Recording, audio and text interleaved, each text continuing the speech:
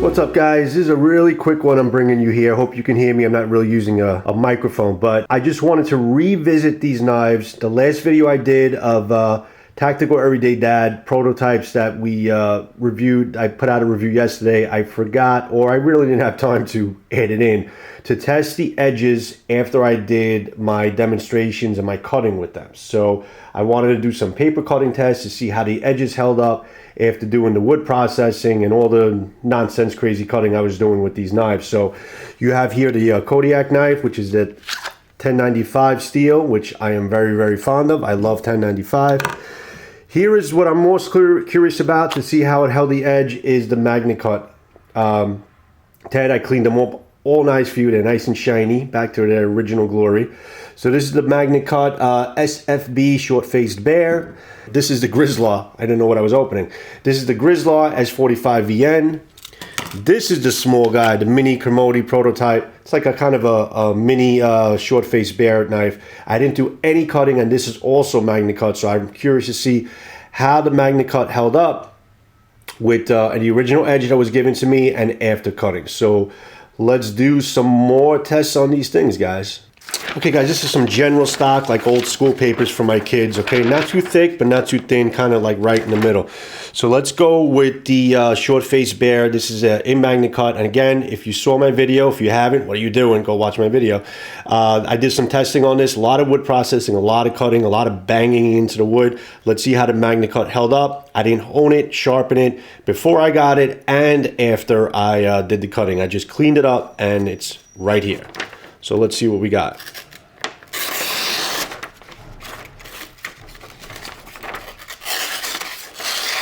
It's definitely kept the edge, but it definitely diminished a little bit. You'll see when I cut with the smaller one.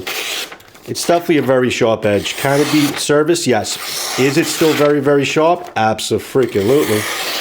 But I got to tell you, this is kind of how sharp it was when it came to me. So I would venture to say that it didn't really change that much, but it's still pretty damn sharp, guys.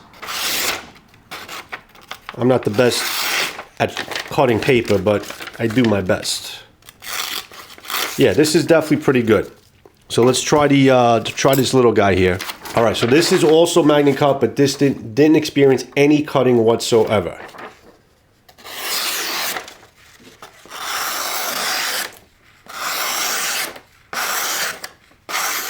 You can see how this edge right out of the box is a little bit sharper than the MagnaCut after doing some processing. But again, if I recall, the actual sharpness level of this was out of the box exactly like this, but the MagnaCut wasn't quite as keen of an edge as this one. So I would venture to say the MagnaCut really didn't lose that much of the, has a pretty good edge retention. It didn't really lose much of its sharpness level after doing a lot of wood processing, which is probably not what you would be doing with that knife every day. But so I'm generally very impressed with the MagnaCut. I think it held the edge pretty well after doing those really hard tests. But this is out of the box. This is definitely a little bit sharper. So there's a test of your MagnaCut. Now I want to go to the Grizzlaw. Grizzlaw is an S45VN.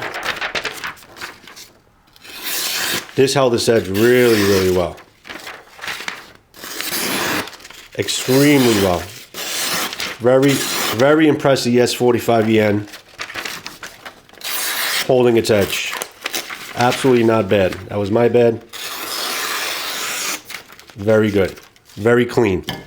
Now the 1095 steel on this monster blade, okay? It's got a nice keen edge, but it's a heavy knife, so let's see how it goes through materials. I'm trying to race until this race against the battery dying here. So this is 1095. Impressive.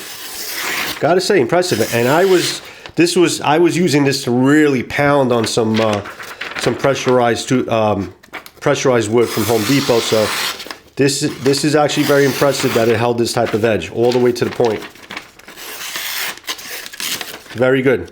Not bad. Let's try some cardboard. For the hell of it, let's actually try some a little piece of leather with the MagnaCut. Impressive. Very good. Cut right through the leather. Let me try to do this without killing myself. Right through the really tough leather with no problem. That's the MagnaCut. Let's try some cardboard.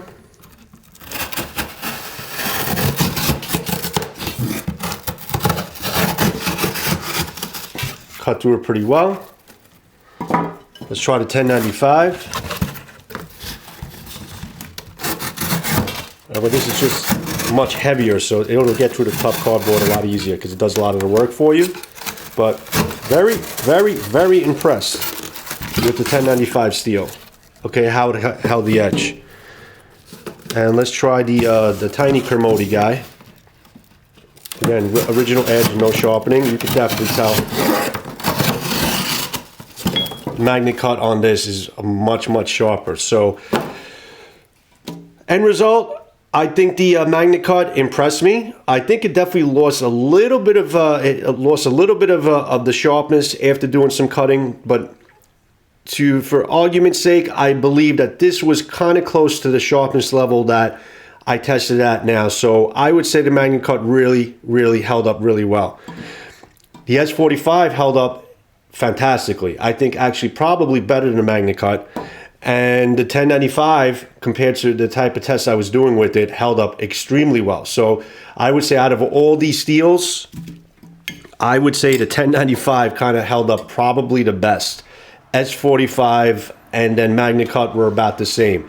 But definitely very impressed with 1095 and very impressed with the S45 steel on these TED knives. So that's all I got for you guys. I just wanted to kind of bring this in as a little follow-up as far as how the sharpness levels on these knives are after doing the testing that I did.